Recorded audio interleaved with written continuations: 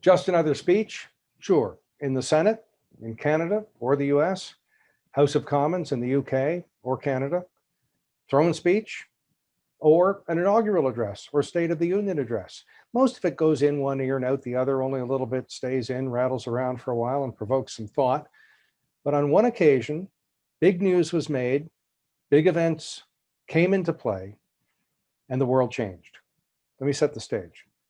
It's 1968, the height of the Cold War. Lyndon Johnson has been driven from office saying he will not run again, in part because of the Vietnam War, in part because of Bobby Kennedy's candidacy, and in part just because everybody got sick of Lyndon Johnson. Well, he wanted to put a cap on his presidency, something special.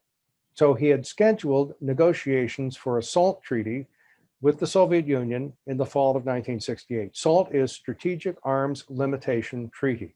All was going well until the Soviet Union invaded Czechoslovakia. And I've stood in the spot where Jan Palic self-immolated in Prague, and the spot where a young woman opened up an umbrella, Soviet soldier, mistook it for a gun, we assume, and she was shot.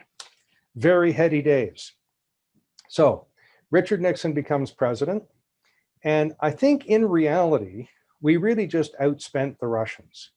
Stripped of all the niceties and analysis and strategic thought, they couldn't afford to engage in this endless Cold War of nuclear spending and conventional arms spending. And they knew that if they could negotiate a limitation treaty on that spending, they could provide consumer goods and other things for their citizens. So Richard Nixon, in his inaugural address, says the following sentence: after a period of confrontation, we are entering an era of negotiations.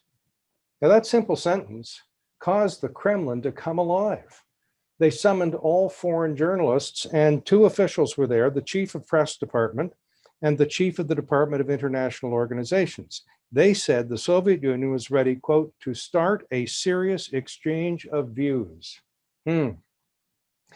Interesting thing is, America wasn't really ready.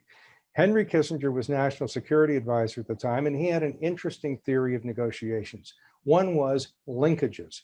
Link these negotiations to Vietnam and other world problems and try to solve a few at the same time. And the other was building blocks. Instead of one big proposal that the other side could knock down, he had a series of blocks that could be either interchangeable, discussed at different times, partly accepted, modified, and one built on the other. So they needed time. But Richard Nixon's inaugural speech made the world come alive for a bit. So let's watch carefully.